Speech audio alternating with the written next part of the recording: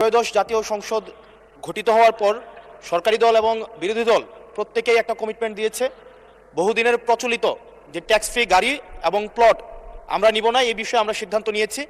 এবং গতকাল এই বিষয়টিকে সমর্থন জানানো পূর্বক আমি এই সংসদে একটা বক্তব্য প্রদান করি, যেটি আজকে বিভিন্ন মিডিয়াতে এটা একটা বিভ্রান্তি ছড়ানো হয়েছে।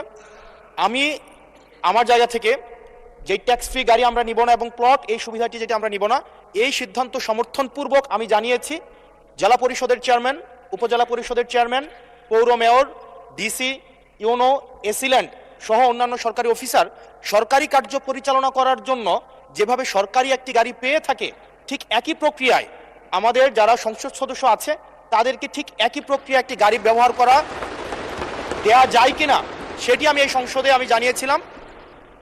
সরকারি মালিকানাধীন একটি গাড়ি যতদিন পর্যন্ত এমপি থাকবেন ঠিক ততদিন ব্যবহার করবেন এবং সেটির জন্য কিন্তু এক্সট্রা খরচও লাগবে না, কারণ আমাদের এই সংসদ সদস্যদেরকে কিন্তু ইতিমধ্যে 70,000 টাকা কিন্তু গাড়ি মেনটেনেন্স করার জন্য দেওয়া হয়। এখন গাড়ি মেনটেনেন্সের জন্য 70,000 টাকা করে দেওয়া হয়, কিন্তু আমাদের গাড়ি নেই। এখন আমার যে বক্তব্যটা সেটি হচ্ছে, গতকালের বক্তব্যে আমি কোনো ট্যাক্স ফ্রি গাড়ি চাইনি এবং ট্যাক্স ফ্রি যে প্লট এবং গাড়ির যে বিষয়টি রয়েছে সেটি অলরেডি এই সংসদের পুরো হাউস ঐক্যবদ্ধভাবে সিদ্ধান্ত নিয়েছে তারা এটি নেবে না।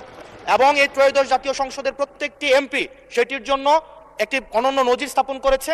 এটি মিডিয়াতে বিভ্রান্তি সৃষ্টি করেছে, সেটির জন্য এখানে পুনরাবৃত্তি করেছি সকল এমপিদের পক্ষ থেকে যে আমরা ট্যাক্স ফ্রি গাড়ি বা প্লটের সুবিধা না, অন্যান্য যে সরকারি সুবিধা আছে সেটির মতো করে যতদিন এমপি থাকবে ঠিক ততদিন, এমপি শেষ তারপরে হচ্ছে গাড়িটি আবার সরকার ফিরিয়ে নিবে, সেটির জন্য হচ্ছে আজকে এখানে দাঁড়ানো। মাননীয় স্পিকার, ধন্যবাদ।